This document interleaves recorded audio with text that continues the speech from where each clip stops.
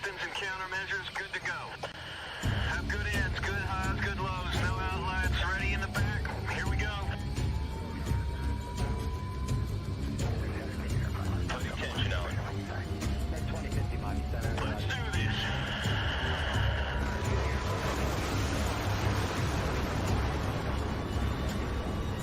Here we go.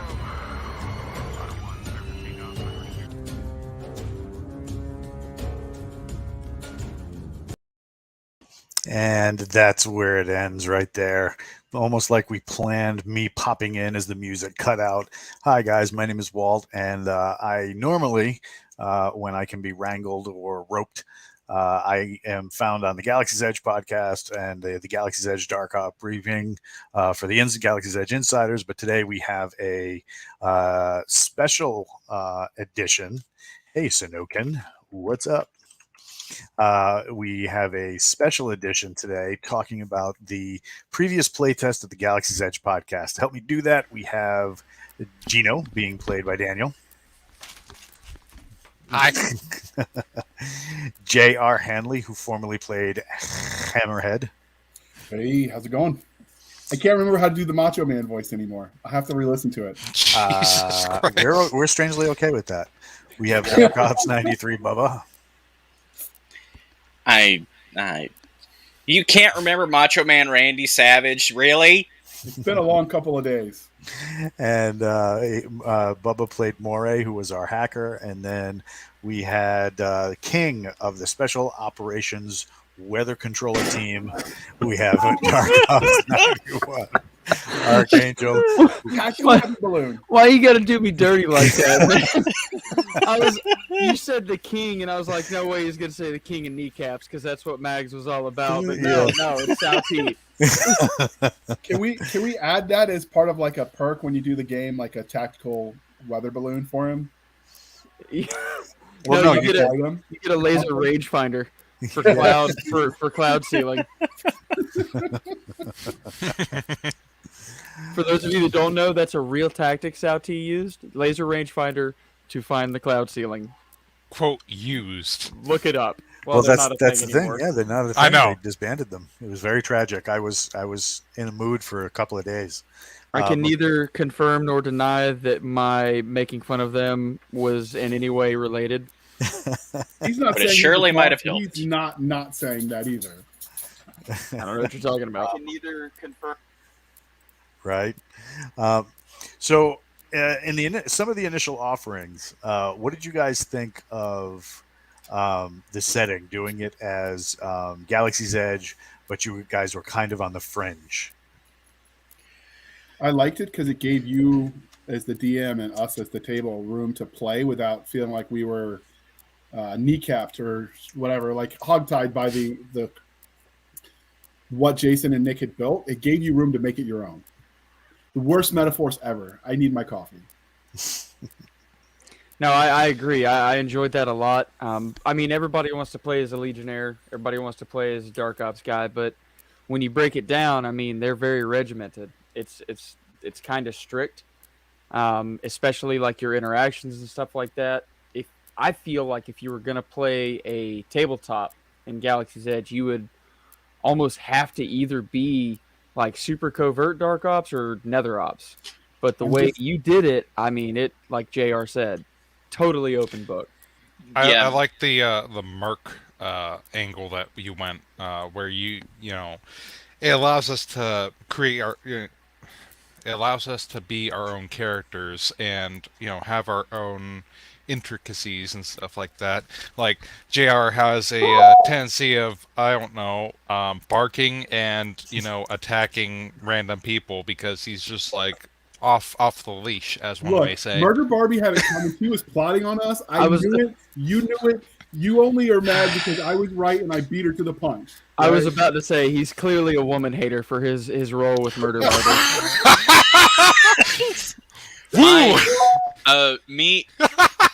After a session that we had, me, Archangel, and Kale, who is currently busy with children and can't be here, we kind of had a discussion of what our three characters were in their previous careers as opposed to where they are now in the game. like I had this realization that my guy was definitely Navy at one point, because he's the techie. He doesn't shoot all that much, and on top of that, if you do need him to shoot, it's mainly going to be at bots or mechs in order to take him down. To where Kale was most likely, for his character, was most likely, was it Marine or Legion? Yeah, I think he was an EOD tech for the Hull Busters. Yeah, That's and what we you kinda were figured. definitely like former Dark Ops or something along that line within the Legion. And you guys even said that, like, Yeah. like we all said it for everybody else's character. I was like, all right, what do y'all think I am? They're like, Dark well, Ops. you like shooting people in the kneecaps, and you're quite good. Yeah. Wow. And then you were. I was like, I mean, you're kind of a tech nerd, so I would say Repub Navy. I was 100% with it too. Right on. JR. And we said for JR, he's a basic. Yeah, JR was the basic, to take He's care of the infantry. staff. All I'm saying is New Caledonia needs you. Plug your own book. There you go. There you go. Now, what when you? I mean, that's really Jason's fault, though, if you think about it. He's the What's one who that? said, if you want to be Legion, you got to be thin. So I said, I'll show you, and I wrote a book.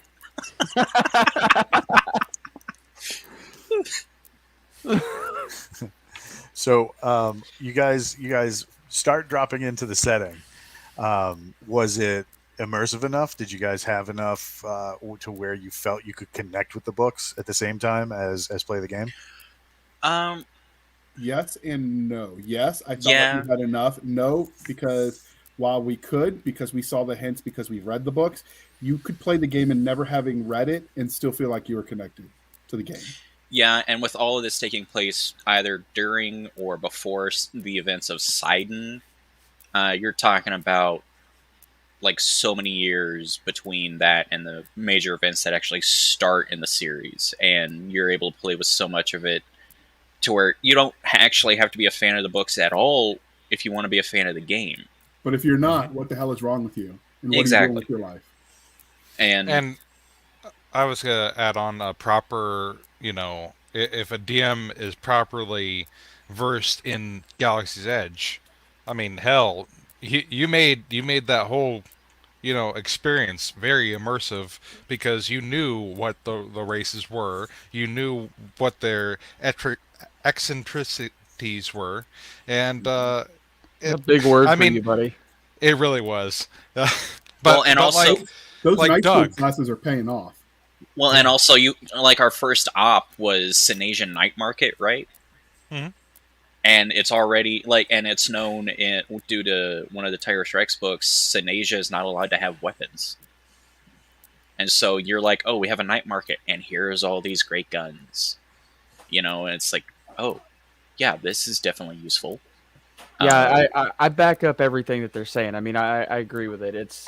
It's made in a way, and it was, Walt, you did it in a way that if you hadn't read the books, it's still a fun sci-fi set in some universe you don't know about tabletop. I mean, there's room to grow and do all kinds of crazy stuff with, but then if you have read the books, there's just enough, content sprinkled in there that you're like, all right, I've got a point of reference now. Now I can formulate a plan just because I've read the books. So I have a question for you, Walt. So I've Yep. played the super system that you used for this as the base in other settings. So I know the rules allow the DM to do pretty much anything if he can imagine it and you can justify it as a player, it can happen in this game. So how much of the setting that we were playing is going to be part of the initial offering, and how much of that was just you ad hocing a campaign together using the general rules? Well, the initial few games were just kind of letting you guys roll through something that was not necessarily just a shoot and scoot. You could have easily just rolled in there as mercs and bowled your way into a gunfight, but that wasn't the initial plan based on what your boss had sent you in there to do. So the idea was, give you the opportunity to shoot, but see if you could play with some of the other mechanics as well. And you did that, And that's the point of the game coming up. You're going to have multiple avenues of approach because the game takes place in around Sidon and before, right? So that way we're not spoiling anything about what's going on in the books now. But if you think about it, you have the Savage Wars novels, you have the Contracts and Terminations novels, you have Sidon and that conflict itself. You have so much time that you can play with to make this whatever you want. If you, do you want to do a Sinasian campaign where you have to beat back the Republic in giant samurai mechs, the game will handle it. You know, do you want a straight up mercenary campaign like we just played? Then the game will handle it. Do you want to do Legionnaires jumping in Dark Ops on a no fail mission like in Doc's novels? Game will handle it. So the time period allows you to get right up to the point where the books start. And Chun is writing his memoir and saying stuff like the galaxy is a dumpster fire, right? You can get all the way up to that point. If you wanted to play after that point, there's plenty of room for you to dig into the novels, and the game will show you how to make those resources. But they won't initially be available because we don't want to spoil the story that's currently being told. And at the same time, we still want you to have that freedom of feeling like you're a Legionnaire. And you have 1,200 years of history to do that. So there's the answer to that, if that helps.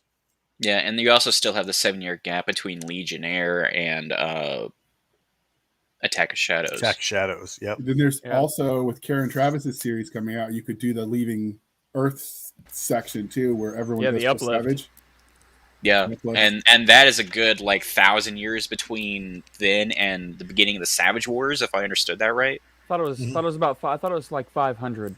Was it 500? Yeah, because I thought humans developed hyperspace. There was the Great Leap, and then Tactical Kitty. Is that a fully automatic cat? Mm-hmm. Shoulder fired. Oh yeah. Make sure you put it on safe. Definitely doesn't have a brace then. Anyways, it was like there's the Great Leap, and then it was like 50 or 100 or something years, or like 500 years, maybe even you might have that before New Vega. Right on. So, what did you guys think of the initial rules? The very fact that it's dice pool versus very defined stats. The stats that you do have are there for you to resist versus to act on things. What did you guys think of the system itself? I love the system. It's flexible. Yeah, it's an flexible. easy.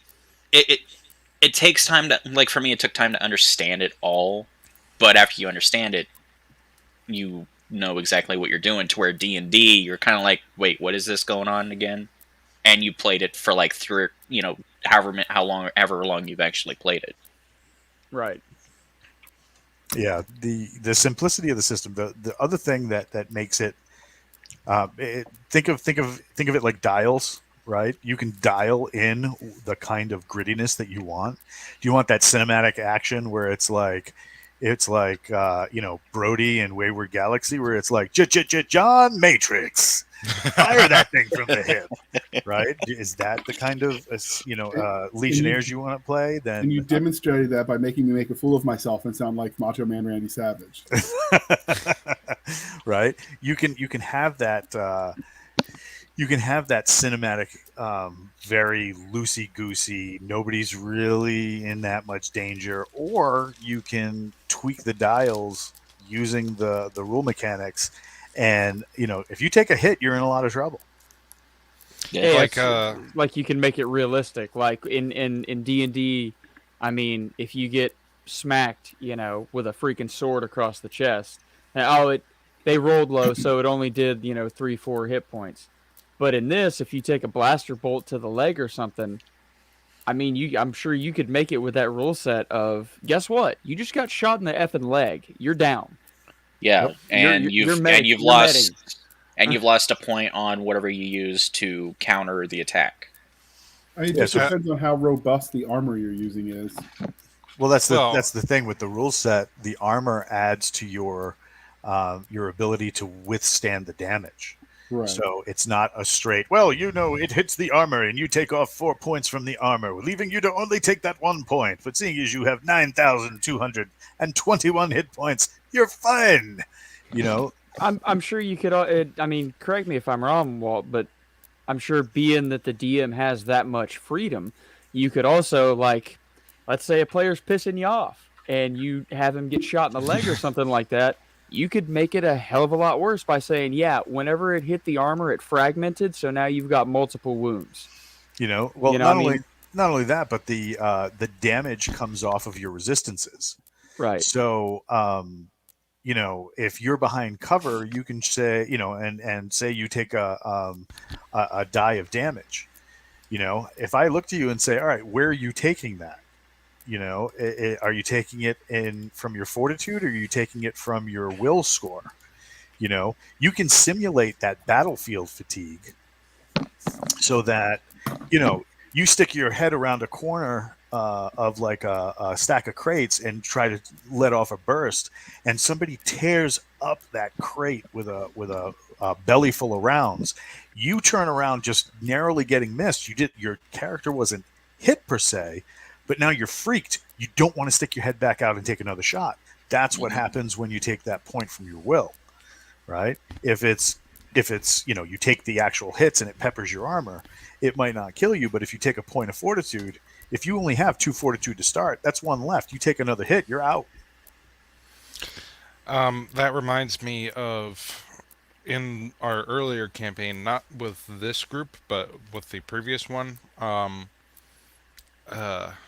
We were having to fight the sniper, and that was a pretty intense battle where it's like, if you get hit by a sniper, that's it. You lost that leg, or you may have died. And then to the further point, when you vehicle mechanics, where we could fly the fighters, and I happened to be rolling really bad at that time, and it's like, okay, your fighter's getting screwed up, you're kind of on fire, you're kind of coming down, how you want to deal with this? And it adds that element of pressure that the players have to sort out and find out if they're gonna make it out of that. And I thought that was really cool and had a lot of fun with that. Yeah, because our initial playtests were and Nick was very gracious with his time because he rolled in on some of those. But our initial playtest was the same mission from multiple points of view, right? The first mission was an actual Legionnaire kill team going in and stopping a bioagent. The next was what happened while the kill team was out there stopping the bioagent from being offloaded. Another ops team was inserted right behind them to stop the sale and transport, right? So, and then after that, it was deployed mechs on the ground mixed with aerial. So, like, you played half the session as pilots and the other half as mechs, right? So, we were initially going to do another one past that for hull busters, but that would have been very much like the Legion, so we didn't do it. We instead transitioned into the mercenary. It told the same story, the same exact adventure from multiple points of view, and showed that the rule set could handle multiple points of view, which was cool. So for the game, the super system that you're developing, does that integrate with tabletop figures since we've got that company selling them? Oh yeah, absolutely. Yeah, if you wanted to pick up the Enemy Spotted Studios figures, you can do that. If you go right to their website, you can pick that up like right now. They have the Galaxy's Edge tab right here in the corner. Ooh, I see the STL files. Oh no. No, you can't purchase the STL files for the Legion. What? Oh, Sorry. come on. That's going to be a separate. Arcane's just like, I just got a 3D printer. Just got a printer, man. Well, it is what it is. But I mean, you have It's the cool. Alpha Squad. I've been given permission for these. The Beta Squad is going to be released, sometime shortly. But I mean, even if you wanted to go on, if you wanted to get some of the ultra modern digital stuff, you could get something like, let's see, where are they? He has like sci-fi robot-y stuff, right? So let me see if I can find it real quick. But I mean, there's assets in here that you could pick up and pick up the STLs for, and you could, yeah, like for example, there's your the Aspen bipedal mech unit. There's your HKPP mech. Mm-hmm. Right there, right? So you got robotic assault force. If you wanted to, you could totally do these as Savage Marines, and they are different enough looking from the regular models to where it totally works. They have tons of STL files that you can pick up, and that would totally work for like if you wanted to do MCR, right? You get these Wagner Mercenaries kill team and totally run these as an MCR unit. I like it. And there's the STL right there for it. So Now we just need low pack to come in. Oh, I'm sure I could find. I'm sure I could find a mini from like The Hangover or something, and just make him lap pack. So You can have the Pirate Empire. I was thinking, John Bear Ross, wasn't he gonna be doing? He's got his prints? Kickstarter running right now. So if you wanted to do like another aspect of an HKPP mech, you could support him by doing that too. So yeah, there's definitely a lot out there. The Enemy Spotted Studios guys are currently doing a Kickstarter for their Kill Wager rule set. The Galaxy's Edge role-playing game has 2 avenues by which you could do tabletop minis. So there is a free war game rule set that you can, when you pick up any of the minis from Galaxy's Edge, you get that automatically, where they'll give you a download code and you just download it. There's that was fabricated by Templar, one of the guys from the Discord community, and then you got the rules for minis already plugged into the Galaxy's Edge role-playing game. So if you didn't want a separate set of tabletop rules, you just roll the game and roll it that way. Too easy.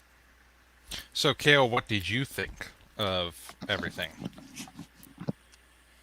Well, And before if my internet will not actively kill itself, I loved it. Can you be more specific? You're lucky you got a sentence out of him before his internet goes. His internet crash. Yeah, yeah. Yep. My internet's actively trying to kill itself, but I had a blast. Loved every moment of it. I've been very sad I've not been able to play more. Right on. he misses hanging out with Doug. That's Very- fair. Very. That's fair. Well, that's a question. Why did you choose Doug? Like, was it just the first name that popped in your head? It's a really unrelated story, but it's funny as hell. It takes 30 seconds. You want me to tell it? Bounce. Yes. Let's do it. Yes. So I first started dating my wife. I have, of course, everybody who knows me knows that I have a morbid love of coffee. And after the first 3 times we went to a coffee shop and they misspelled, and just massacred her name, when we would walk up and say, okay, can we have a name for the order? And I'd be like, yeah, she's Doug. Wait. Wait a minute. My wife was like, why am I Doug? I'm like, because it's the only thing they seem to be able to spell. I said, even if they misspell it, they're still going to pronounce it Doug. Does she know the correlation there of why you picked that name and Doug's character? Because No. I'm sure you would be the one with the broken leg. Well, Yeah. the thing is, You nobody just call ever me a said, fool? Yeah. Nobody ever said Doug was male.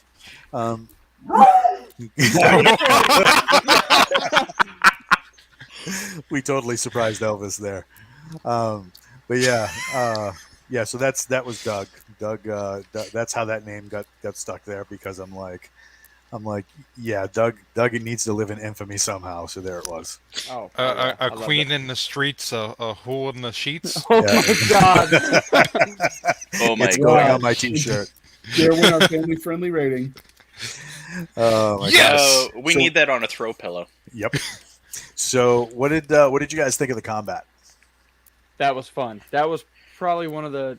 That was the second most fun part for me. The role play was the best, like top tier role play, but the combat was awesome. It was definitely a easier mechanic compared to D&D. Mhm. Like, you still had the turn-based situation, but to where in D&D they're like, oh, I can do these 30 things before I end my turn. It's like, hey, are you going to shoot? You going to move? Or are you going to do something else? I'm just doing this. Okay. Next person. I like that character sheet. Let me tell you, that's clean. Yeah, he did. Gino didn't like my other one. I felt like your second revision really hit the nail on the head. It's very clear, concise, easy to navigate, and Yeah, well and done. it's like Bubba said with like 5e D&D, what I'm currently playing with a group of friends. Yeah, you can do a lot of stuff during your turn that's only supposed to be 3 to 6 seconds long, Yeah. but at the same time, sometimes you can't do anything. Like, if you just have a garbage roll, you're not able to do anything. You can't, if you move, they get an opportunity attack, or, they're just too far out of range and you're out of movement. So you have to stand there like an idiot and not do anything. And then there's 10 people playing. So you spend 20 minutes just sitting there playing on your phone, waiting for your turn again to actually do something. Yeah, And and the this one, battle ends up lasting for 4 hours. yeah, and in this one, it's fast paced. You participate, you do things, you actually either contribute or hinder your team, and there's also a lot of things that you can actually do. Yeah, and also in comparison as well, D&D, you can land like 13 different fatal blows on a person and they're still alive. Yeah, because to you have where- to do double their health. Yeah, to kill where them. in this it's, oh hey, you got a headshot. He's dead.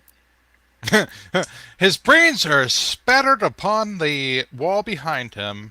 Oh, I don't. you guys really He's still moving. And a nice flower pattern. you guys really messed up his day. He ain't coming back from this at all.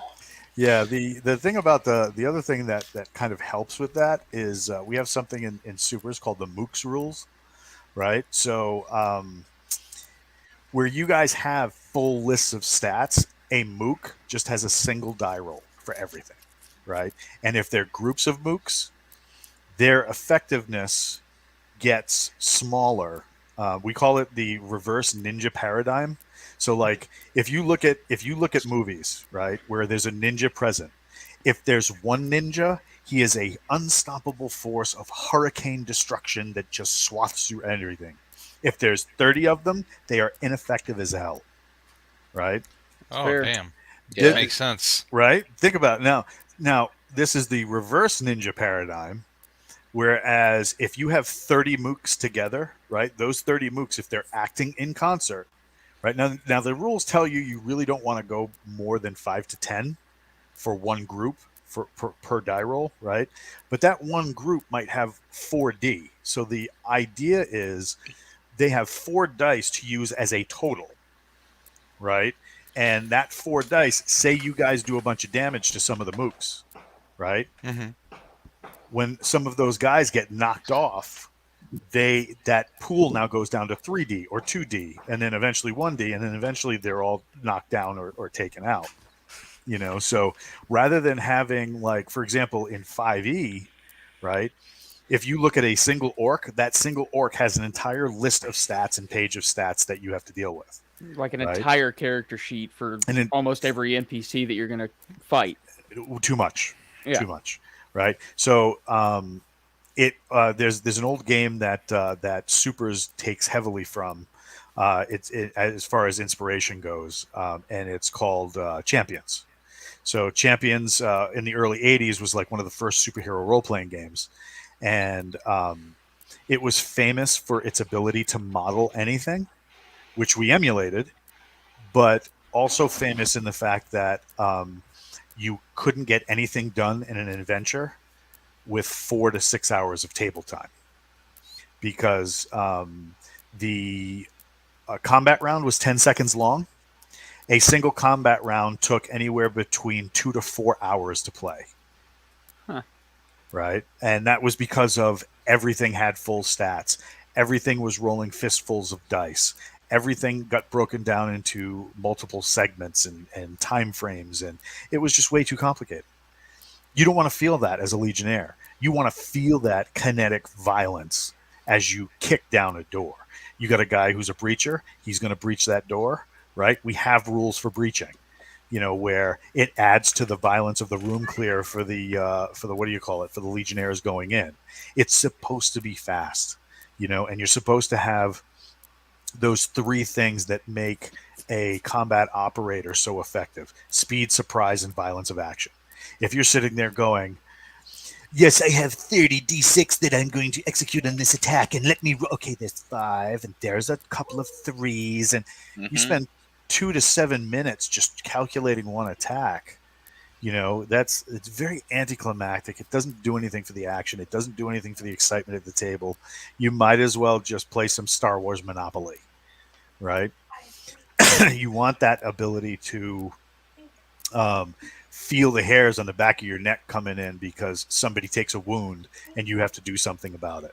You want that. You want like that really grr feeling when JR, is like, I'm gonna hit him with my missile launcher, right? My AP missile, and he knocks a mech upside down so its little chicken legs are doing the kicking chicken, right? That was great. Yeah. Or whenever That was a lot of fun. Or whenever we had to get the computer, we had to get into the computer. Me and Archangel storm into the room by ourselves, and there's 4 guys, 2 to 4 guys. In Yeah, there. when we came around the side and they're you launching did your frags best. at us. They're launching frags at us. I'm trying to hack into everything. It's not working, and you're just getting shot after shot after shot.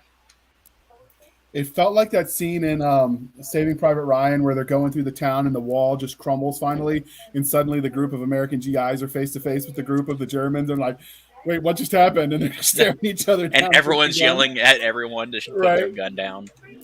I will say one of the things I liked about the way, I don't know how much of this was the system and how much of this was Walt, but one of the things I haven't liked about some of the way D&D, for instance, did combat is it felt like because it took so long, it wasn't realistic when things were happening fast. And yes, you have time to plan at the beginning, but once shit kicks off, you have to trust the plan and trust your training. And this system sort of gave you that feel to it. Like you got 5 seconds to decide, okay, you missed your turn, let's move on. Which is the way partly I want. How much of that was your style, Walt, and how much of that was the system? I never like waiting at the table. It's It made it feel more real. I'm sorry? It made it feel more real. Well, that's the thing too, because one of the guys that we used to DM with or we used to play with was in a game called Rifts, and Rifts is like if you took every sci-fi love of your life and threw it in a blender, right? That was Rifts back in the day, right? So the idea is the apocalypse happens, and because so many people die at once, it causes a psionic blast wave from a billion people dying all at once that rips open the fabric of reality. So like all these other realities start coming in. Yeah, Bradford Walker's like, yeah, Rifts is a kitchen sink. You ain't lying, bro. Right? So That sounds pretty awesome. It was 0 to GURPS. How crunchy was it? It was Kevin Sembito, who was the originator of Rifts, and it's still around. It's a game you can play. They just did a Savage Worlds variant a couple of years ago, and then just updated it. But the original Rifts rules were kind of like D&D had a one-night stand with Call of Cthulhu, which is very percentile based, and they just mixed it together. And those rules were very not very crunchy, but they were very time intensive to put a character together. Right. I've seen gameplay on Call of Cthulhu, and that takes. Yeah. I mean, like it's faster paced, but it's still very like intense in the terms of like what your dice have to do. Yeah. But the thing is, right? one of our guys used to love Rifts, so we used to play it a lot. But the thing is, Rifts has that almost like that mercenary quality, like you guys were playing, and he wanted it to feel tense. So you had a timer on your turn, right? You had 2 minutes to take your turn. That's it. So there wasn't all this like looking at your sheet and being like, yes, I think I have, let's see, 14. Okay, so 32%. And no, there wasn't any of that. You had to take your turn. If it didn't happen in 2 minutes, guess what? You missed it. Oh, well. You were fumbling with a grenade trying to figure out what to throw, the grenade or the pin. Yeah, and because of that fast-paced speed, you're actually able to get through what? I think we got through like 2 whole battles in one session because, we were able to kill the enemy and then move on and then just keep the story rolling instead of, spending 45 to 60 minutes just sitting there trying to get through one turn because some pretentious person has 20 damn attacks and you're like, all right, well, I'm going to go like watch a movie on my phone, come back, and hopefully my turn will start by then. Yeah, exactly. And that's one of the great things about Super is you have what you can do, and everybody has the same amount of time to do stuff. It doesn't matter if your character, because there's no levels. It doesn't matter if your character is been playing in 16 sessions or 2 sessions. Your characters are capable of doing the same thing. Now, you might be able to do that thing better than others. You might have additions to your abilities, stuff like split attack, area effect, armor piercing. You might have some of these qualities placed onto some of your skills and abilities, but you still only have that particular amount of time in order to get it done. And if you're not going to get it done, I'm going to, me as a GM, that's my personal style. If you're not going to get it done, we're not waiting around for you to sit there and consult 42 rule books, 2 blog posts, and call that one guy for your, can I get an assist? Can I call my buddy? No, no, you can't. But he's a really good GM. Don't care. Roll the dice or get out. Yeah. Character sheets in front of you. Figure it out. I know when Walt and Nick and I talked about this in the beginning, one of the things we wanted to make sure when we invited everyone that's here was because you guys were like super fans and they wanted them to be the fans to be the one to test the product. Aww. And I remember when Nick and I were expressing that as a concern to make sure you guys didn't feel like you were getting cheated, and Walt just laughed at us. And it became very apparent why, because it wasn't hard to make sure everyone got a chance to have time at the table. And that's something that's important because, if you play a game, if you've got introverts at your table, and you want to get them into the game, sometimes you got to force them to join. With this one, it doesn't really give them a choice. I'm offended. I'm not an introvert. I'm a shut-in. Leave me alone. Hey, but it's like you said, we all had that at least one of those moments. In this campaign, like Gino was the Legion contact. He was the sharpshooting and the sniper and the sniper. So he got a bunch of those, which is for his character that works. And then Kale was the sociopathic demolitions guy, which he got plenty of opportunities to blow shit up. And then, the JR was the suppressive fire. Yeah, that had a hard on for mechs. The hobo of the group. Yeah, that's fair. And Bubba, you were the tech guy. You got to literally hack into everything. How many, like the first game session, Kale, you weren't there for that. And it was so rough sorry. for you.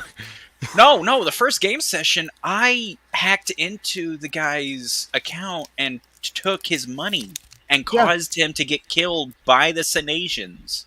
Yeah. Because he's like, we had money, where'd the money go? And then I fumbled, and then it was you, and then they killed him. and like mine, the very first session that I played, it was that market, and like I'm like, all right, what's my character about? I don't know who this guy is, and then wait a minute, he's got a hand cannon. Hold on, and we got in that alleyway fight, and I went with Murder Barbie. Yeah, with Murder Barbie, and I was like, I'm gonna take this guy's kneecap. This is my JR, you irritate me so much because you know what I was gonna do? You went and fired at her and caused us to have an enemy later down. Cool story development, don't get me wrong. But me personally, I was gonna turn around, I was gonna hack her device and kill it. That's what I was gonna do. On us. I'm still saying that was gonna happen. Man, I think I'm all in JR's corner on this because Make him out with the orange jacket. I'd have been like, I have a grenade. It does the same thing. The sociopath goes through the one who can't tell the difference between a wall and an enemy.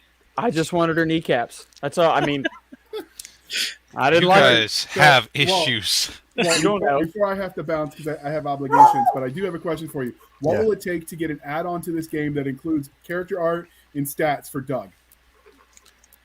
So How much do I have to pay, and who do I have to Yes, pay? that's basically what I'm asking.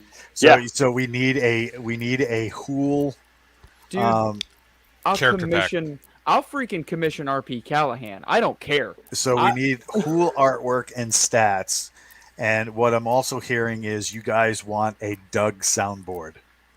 Yes, Oh, that is and also- yeah, I was asking for that, but I was asking for It's that. you doing it. That's it. Like, Just sell us a Can we- file. I'm before sure we can JR do now. before JR leaves, can we get one more damn?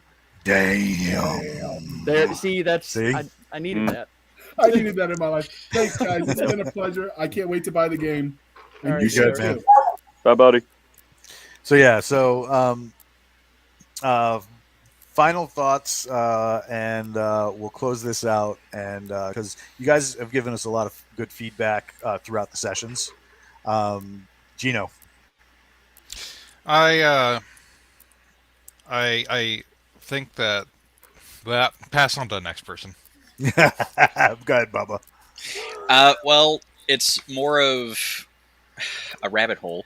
I know since we're based in the GE universe, are we limited to the weapons that have been mentioned within GE, or is it one that you could develop different weapons based on, just like, oh, this sounds cool? Absolutely. So, like, if you played through the playtest, you guys remember that you guys were mercenaries, and a lot of the places you were going was against supposed MCR cells. So instead of sending you down with Legion weapons, so that you guys could have OSP, which is on-site procurement, they sent you down with MCR weapons. Now, the MCR weapons aren't talked about in the novels. They don't tell you what some of the weapons are. Just you know, PK9A blasters and some PK9A. slug throwers. That's it. Yep. And an N4 if they're lucky. So you guys, like for example, Gino, right? Mhm. Gino was carrying an MCR Warpath rifle, which was a sniper weapon, right? Mags had a NOS Tech D4 carbine, And freaking hand cannon. and a freaking hand cannon, right? So yeah, there's plenty of rules to where you could design the weapons for yourself. you Oh, know. and yeah, at the same time, Bubba, most of Kale's explosives were homemade. So He's so Unabomber. straight from this wonderfully deranged noggin. Yep. So I guess that's my question. Are you going to be providing some story paths and prompts for DMs? Oh, yeah. Because I know some Kind of part of it. yeah. Well, I'm just wondering how in depth they're going to be going with So that. there will be a batch of plot points so that you could launch a game on your own, and there will be typical Legion missions and done like an op order inside the game. So, but I promised everybody that I say that to, that it won't read like an op order, so you guys won't be doing like Thank God. I've read enough of those in my life. right. So, but I mean, the idea is create the ability to have you guys do what you want to do with the game. So, like for example, there'll be an adventure generator, and the adventure generator will be the first die roll, and it'll just be what do you call it? Six die rolls total, right? This die roll gives you the mission. This die roll gives you the objective of the mission. This die roll gives you the complications. This die roll gives you, possible outcome. So, I mean, like, if you didn't have anything planned that night and you wanted to pick up the Galaxy's Edge role-playing game and just pick something at the table, you could literally, with no planning and 5 to 10 minutes lead time, set up a squad of Legionnaires on the table to go. So you're saying that this game system is going to be very DM friendly, and they can pretty much pick it up, and they don't have to be as experienced as you are because you have like several centuries of experience in DMing because you've lived so many lifetimes. And That's due anybody to can the do it. vampirism, buddy. That's due to the vampirism. And the coffee. That's why I that never has, see your. kept his skin pure. That's why I never see his reflection. I mean, Makes sense. explains why there's no mirrors in his background. So That's true. No, that's the funny thing. There actually are.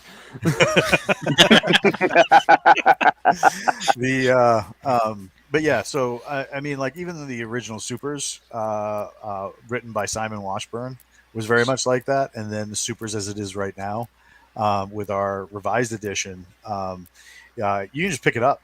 You don't need anything more than just the main rule book. It's not like D&D where you need 30 rule books, a separate enemies book, and blah blah blah. I mean, if you were playing like straight stock superheroes with the game, we have archetypes right in there that you could pick, tweak, and go, and literally never have the same bad guy twice in 20, 30 sessions. And there it is. It's right in the book at your fingertips, ready to go whenever you want it. And we try to do the same thing with the Galaxy's Edge role-playing game, whereas the book is fabricated so that you have batches of enemies and archetypes for leaders. And like one of the things that we took from the because the Galaxy's Edge rule set pulls heavily from the main book of Supers, and then the tweaks brought about by Search and Destroy. And one of the things it did very, very well was a kind of like a mini game inside of the game where you can actually pit factions against each other at the table as a way to set up adventures. So like when you guys are in midweek in between your game sessions, you could have like a series of rolls done on Discord or what have you between two factions. And like the entire faction is set up like a character sheet with talents, traits, powers, all the same stuff that a character has. And you make rolls against each other's for outcomes, and that outcome could affect the game during the next session. So it's almost like for example, when we were testing it, we did the MCR against the Legion. So the MCR was attempting to steal a batch of medical supplies from a depot because they were going to produce a kind of like, and it was kind of funny. Bioweapon. It was a bioweapon that created dysentery because. It's my players and they're goofy. So during the week before we did the playtest, we did the rolls of the factions, and during the initial roll, I got a complication, and my complication was the intel was bad. Right, so like we were going into this with like all these like negative problems that were going to happen once we met up with the MCR.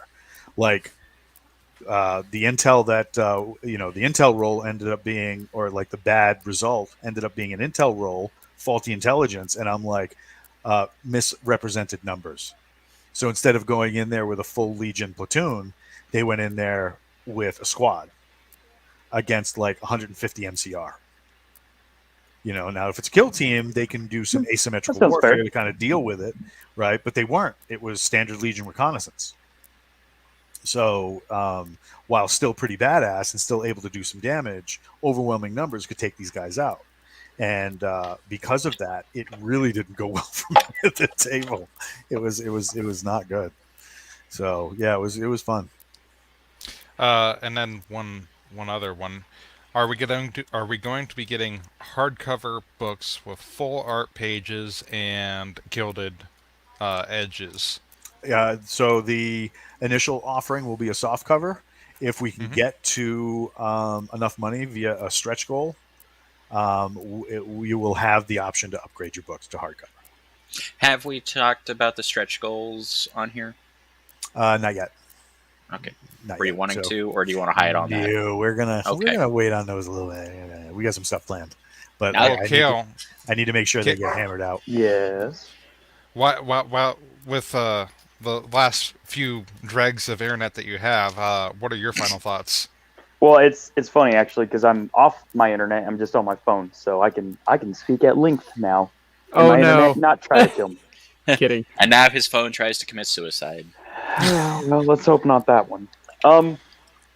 I know that I was a late joiner of this podcast just because internet and all that, but I really truly this has been one of my favorite tabletop games in a long time. And I was thinking about it last night. It was like mixing a true Mandalorian army, like what the Legion is in my brain is like a Mandalorian army in this so much better universe. And I got to be that. And it was just going over in my head last night the adventures we had and everything we were doing. I'm so excited. I've already got probably 4 to 5 people who want to play this with me. So I'm excited for the tabletop. I'm ready to do this. I'm ready to show some love to some groups who need it. And I don't know. I have nothing but good to say about this. I've had a blast. I've been so incredibly blessed to be even offered a spot at this table. We get it, a blast. I see what you did there. I don't like it, but I see what you did there. It was so good. Hey, Boomer, you're muted. Sorry, she stepped on the mic. She was Oh, like- I read your lips of what you said when it happened too. I was like, oh my god. Sparky was saying in the chat that the only prep he did for his Supers game, I generated a bad guy to fit what I wanted to do. Everything else was on the fly. It really is. You know, it's hello, Sheena. Hello. It's nice to see you again. Hello. Goodbye. But yeah, it's a really simple system. It's a lot of fun. It plays fast at the table. It's easy to learn because it's basically my dice versus your dice. And the thing that really makes it fun, especially if you're trying to tailor it to a Legion table, is that it's not just I roll my dice, I hit 14 damage, you roll your dice, you didn't hit my AC.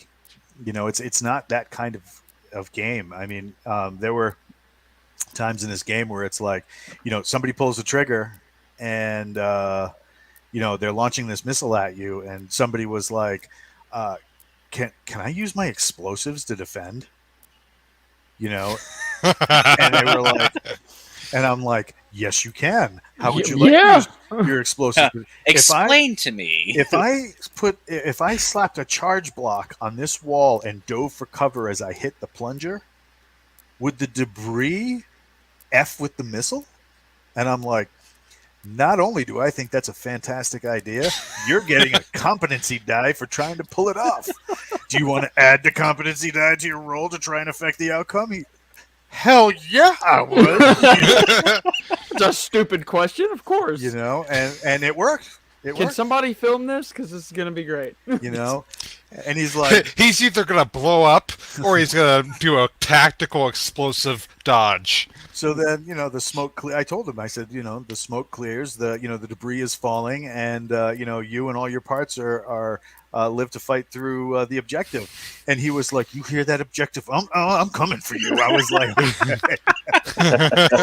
that guy was so stoked, man. He was just, you know, and later on after the playtest, he was like, "Dude, the thing where I blew up the wall and the wall acted like a wave of like debris to set off the missile, like."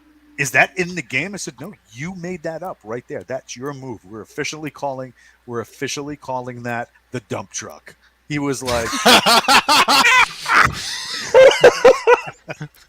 Oh, that's wonderful. he's like, is the Nothing dump could truck have going to prepared be that. in the game? I'm like, it can be. I said, but I mean, you know, that's the greatness of this game. It's just, like, you know, you get to decide how the game plays out versus just, did it hit the armor class? Yeah, it did. Okay, you take 4 points of damage. It's like, thanks, Marge. You're the greatest GM ever. Sparky was saying I'm really tempted to use Super's GE Search and Destroy for my sci-fi RPG project over an OSR D&D flavor. Yeah, I mean, hey, hit me up. We're not an open game license, but we can talk. So, final thoughts. We good? Oh, I'd love to. There's like two D&D DMs I'd love to see. Like take a month to plan out a story in this game and see how quickly it ends. You're one of them. Yeah. So yeah, it looks like you just been promoted. Wait, me? No. Yep. No, I was talking about you, Walt. I thought I knew he meant Walt. I was like, Walt's one of. oh, that's cheating. That's cheating. Doing us dirty. That was good. That was good. No, I'd say like my final thoughts would be: don't get me wrong, I love 5e. Like with the group of guys that I play with, we hang out, we have a good time, and our DM, we're running through a homebrew campaign that's in like Fantasy 5e, and we're having a blast with it. But sometimes it can get a little stale mid-game when you're just waiting. Yeah. However, I'm obviously a fan of this universe, and now you're letting me play a nerd game in this shit. Let's do it. 100%. Right. Yeah. Also, tempers tend to flare in 5e as well. Like No, something that totally hit. No, it didn't. Yeah. And to where with this, I don't think we had any tempers on the rules. It was more of JR, shut up. Yep. Stop! You're making it worse. but Sago, brr. But it looked cool. Thanks, JR. Yeah, I mean, it looked cool, but great. Now we're shooting at 87 Hool. Well, can I use my blink in the background support with gunner? My rocket Can I use my launcher. support ability on this? It's like, how are you supporting this? Good job. Keep it up. Are you patting him on the head? I would like to use my heavy weapons skill to support his skill in taxidermy. Like I'm at this point, it's like, yeah, are you gonna pat him on the head and say good job? Because if Doug did it, then yes, that would work. But you're just the macho man. I mean, Saw go burr, that's your thing. I'm just One I'm last just gonna question. sit over here quietly with my plastic explosive boat that I sent at a down.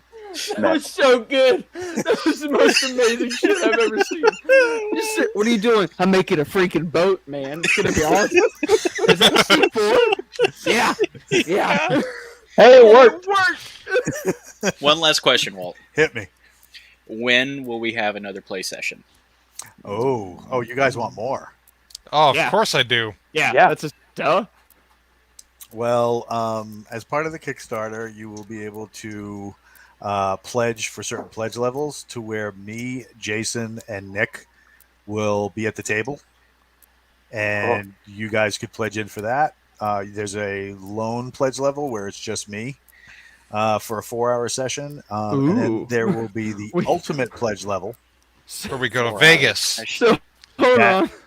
The ultimate pledge level is for a trip to Vegas, where we spend the entire day hanging out, shooting guns, and then over an incredible steak dinner, we are going to play a session of the Galaxy's Edge role-playing game. How much right now? Tell me. $5,000. What if 5 of us all chipped in 1,000 each for that? What? If you manage to get to Vegas, who am I to who am I to say no to 5 very motivated GE fans? Like, what if I promise to give Nick a personal demonstration of the capabilities of the Deadly Sauté? Dude, I think he would want you there anyways. You might get a discount. I told him, I said, look, man, you ever come to Florida and you don't come hang out at my house? He goes, oh, no, that's happening. Yeah. If I'm ever over there, I was like, good. All right, so we just gotta find out when the Vegas trip is, and then just wedding crasher it. Yeah, there you Exactly. That's a very our character thing to do. So it We're works. gonna like have this dark ops plan of how to get in there, and it's gonna turn into what? Warlock Company fumbling. You know what's going to happen, right? You're going to have that Warlock one dude with his arm like this, and the napkin is over his arm. He's got the plate with the cover on it. He sets it down, and you guys, and as they open the cover, everybody sitting at the table is like, "Hey, Walt, why is there like a ceramic boat on this thing?" Walt's gonna look up and go, "Where the hell is Kale?" Oh crap! No. Walt's gonna dive under a table and be like, "Nope." I've seen this play out. It didn't work for the mech.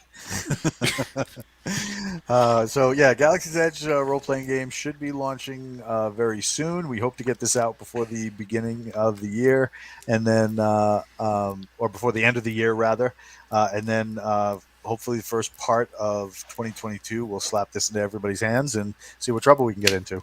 So thanks to the panel for coming out. Thanks for the people for listening, and we'll catch you next time on the Galaxy's Edge podcast.